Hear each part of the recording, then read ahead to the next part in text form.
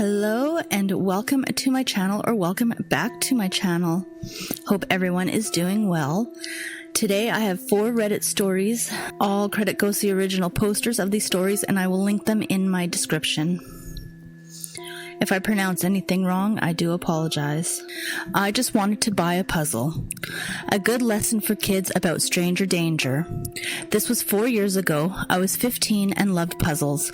I wanted to buy one but didn't have much money, so I went out with my sister, who was 12 at the time and short for her age, looking for random toy stores that sold off-brand and cheap toys. We found one in an area of town that didn't have much activity around.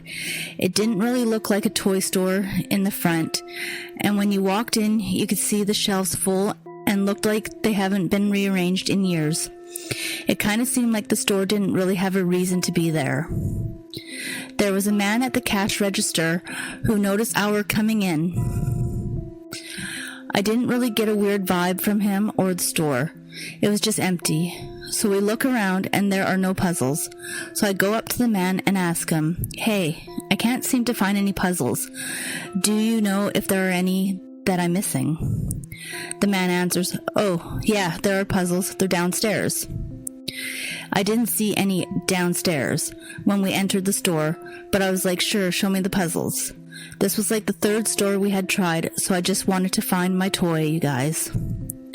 The man walks around the counter and to the store that you wouldn't notice unless it was pointed at. He opened and revealed a steep staircase going down. At the bottom was a plain wall. You would have to go left or right to enter whatever the room was. It didn't seem like there were toys down there. It was also kind of dark down there. Also, if there really was a downstairs to the store, wouldn't the door be open? At that moment, I got that stomach drop and the "get the fuck out of there, man" feeling. The man was looking at me, waiting for my sister and I to walk down in front of him. I was like, oh, my mom is calling me. I'll be right back. My sister and I got the heck out of there, and I've never even been close to that store since. Maybe there were puzzles down there, maybe there weren't, but I was definitely not going to stay and find out. Also, it is very important to be careful in this sort of situation, because if I was right and the man did have bad intentions, then if I had taken even just one step closer to the stair, he could have pushed me down, and at that moment there would have definitely been no possible escape. So don't go down random stairs, y'all. Stay safe. Shadowy figure. This was quite a while ago when I was around 8 or 9 years old. My sister and her boyfriend, who were both in their early 20s, decided to walk to the convenience store. I wanted to come along, so we set out on foot. The store was less than 500 meters away, and it was around 7 or 8 p.m., so it was already dark outside. As we were walking, we reached a point where we had to take a left turn to get to the store. However, my sister's boyfriend decided to cut the corner and walk through a nearby playground. The playground was poorly lit, and my sister and I were too scared to follow him through the darkness. As we continued walking, I noticed a short figure emerging from a small tree and starting to follow my sister's boyfriend. At first, I thought I was just seeing things, but then my sister yelled out to her boyfriend, causing him to turn around and see the figure as well. He immediately sprinted away, and the figure slowly retreated back to the tree it had come from. We were all shaken up by the encounter, but we still went to the convenience store. On the way back home, we took a different path to avoid the playground. Looking back on the experience, it's hard to say what the figure could have been. It could have been a real person, or it could have just been a shadow. Regardless, it was a scary encounter that we were lucky to escape from unharmed. Since then, I haven't had any other scary encounters like that. Till this day, I don't know what that figure was and what it was doing. Something stalked me through a swamp. I refused to believe it was an animal. As much as I hated to admit it, I was lost. My map, or rather my phone, was dead and soaked. Any marker ribbon I had attached to some of the trees on my way in must have blown away with this morning's heavy winds. All while I was now aimlessly walking through the swamps and shrubs. desperate to find my Jeep and get the hell home. All the trees looked the same, too. All I wanted was a simple bushcrafting trip for a night. While that went well, I must have taken a wrong turn on my way out the next morning. The only vantage point I could make out was a watchtower, maybe an hour away on foot. Since retracing my steps in this fucking maze of swamp, I had about 45 minutes of sunlight left, if I was to wager. So I upped my pace through the bogs. It was my best bet. And best case scenario, there'd be a ranger positioned there to save my ass. If that wasn't bad enough, something knew I was lost, and it was following me. Whatever it was far too heavy to be something like a deer. Maybe a large boar. Didn't think lots of them were here in Michigan. I could hear it in the distance behind me, splashing as it stepped into the creeks. Thinking it may have been another person, I called out to it, "Hello?" My voice echoed across the swamps, and only silence answered me. Nothing scurried away in the distance like some animals would. Was I hearing things? I had my gun loaded and in my hands afterwards and pressed on. Every 10 minutes a branch would snap. Something would cross through a creek. But it never closed the distance. It was stalking me. My hair stood up on end. I fired a shot in the air. That's when I noticed something strange. No ducks or birds cleared out after I shot my rifle. It's like nothing else at all was living in the area. I was alone. I was alone with something following me. I heard it run after I shot, but it didn't seem to run away, but circling me like it would flake me. "I'm warning you. You don't want this," I yelled out. I got nothing in response once again. I decided after nearly an hour of being on edge, I'd sprint as soon as I had a clearing. It was all swamp water ahead, and I recklessly charged through it. I admittedly made a lot of noise. If this thing was to follow me, it would no doubt come into the water, and I'd be able to see it coming, and deal with whatever was following me. I was completely drained after wading through water for 20 minutes, as fast as I could. I stopped for a breather on some drier land. I was almost out of water. If I were to drink any water from the swamp here, I'd get sick in a day or so. Something was in the water, ever so distant. I got the rifle ready just in case. There were still so many trees, but eventually I saw something. It was large and hairy and darted between two trees in the distance. I couldn't make out much, and it certainly didn't have the proportions of a bear. I fired another shot and ran for it. The watchtower wasn't too far now, looming in the closing distance, every clearing I could see it through. As I was losing sunlight, the noises of something behind me persisted. It sounded slightly closer than before. Then I heard it bellow. It sounded like a bear grunt mixed with a human groan at the end. It sparked my adrenaline into overdrive, and I managed to run nearly the entire rest of the way. I puked from the exhaustion upon reaching the base of the watchtower. I mustered up the last sliver of stamina I had and made my way up the stairs. To my luck, the door at the top was open. I quickly ran inside and slammed the door behind me. I frantically scrambled to lock the door while I processed how loud that slam probably was. That thing would have heard that. There was power in here, and a cup of lukewarm coffee sitting by the comm system. Someone was here at least today. Sure, they'd be pissed that a squatter was inside, so I made the conscious effort to signal for help. A phone right next to the door seemed like the simplest way to reach someone. It dialed in the number for me and began ringing. "Hello?" "Come in." Calm voice answered the phone. It wasn't time to celebrate yet. I heard the noise from the creature at the base of the tower. "Track the signal," I demanded. "Something is out here. I'm stranded, and some monster is hunting me down." I peeked out the window and looked down below, which made me lose my cool even more.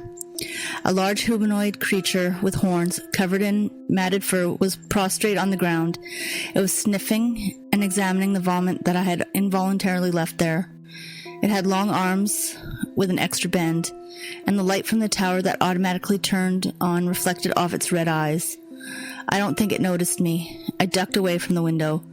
"Oh God, it's here," I whimpered, in case the thing could hear me. It's below the tower. You gotta save me, man. I'm so sorry.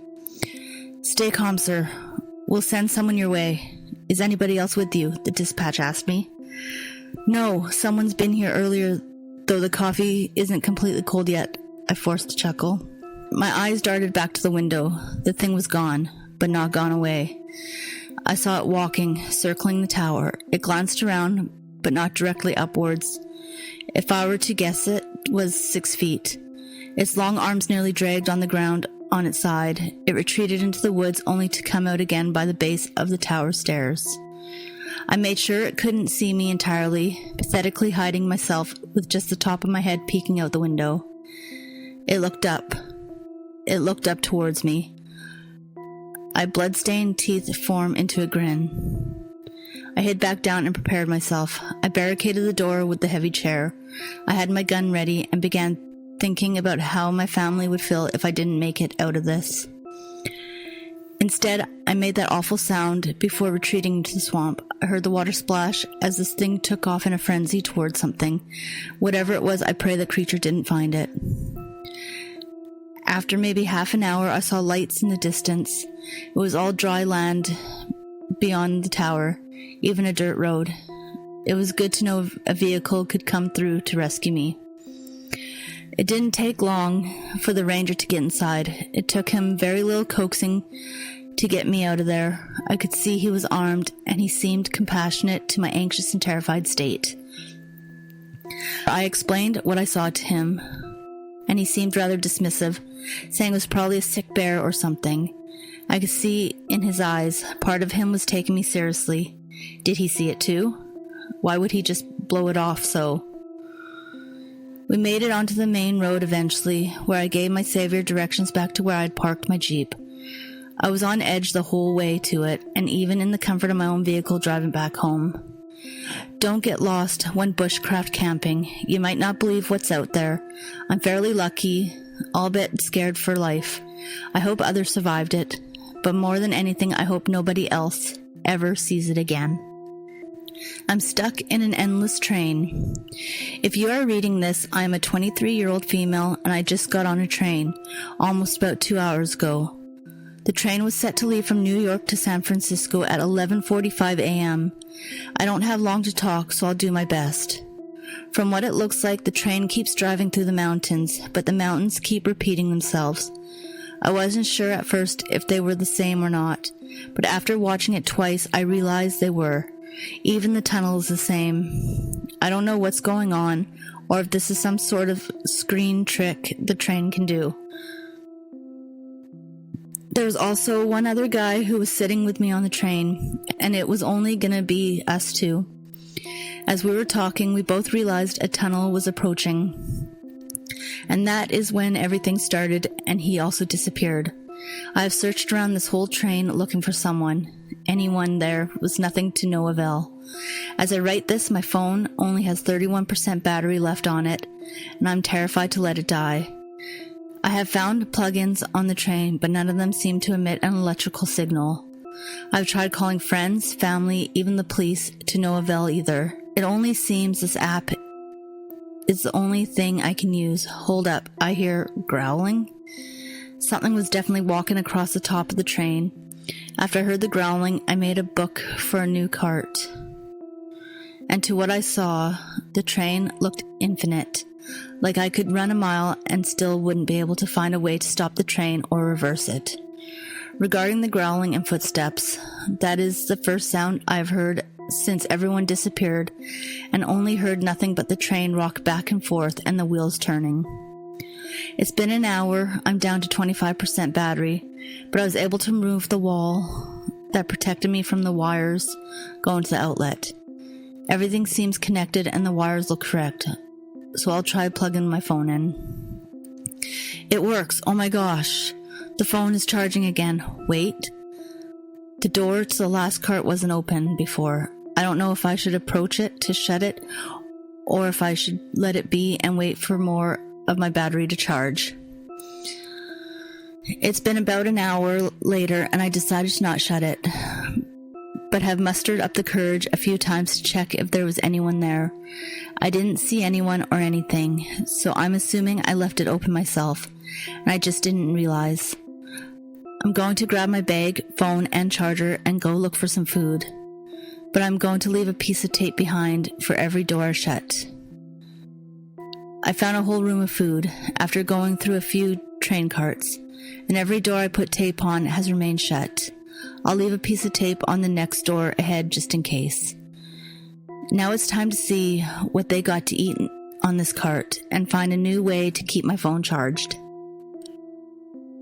I won't lie, after sitting in here for about 5 minutes, I noticed the next train car's door further from me has opened, and this time I can actually see someone. They don't seem friendly, but at the same time too, they don't seem hostile either. So I'll open my door here and offer some food for them. This will be my last message. If anyone else writes on this post, it is no longer me. Please avoid the train and beware of the girl you might see on it. To my family who has found this, please remember I love you. Thank you for listening. If you like this type of content, please consider subscribing and liking to my channel, and I will see you on the next one.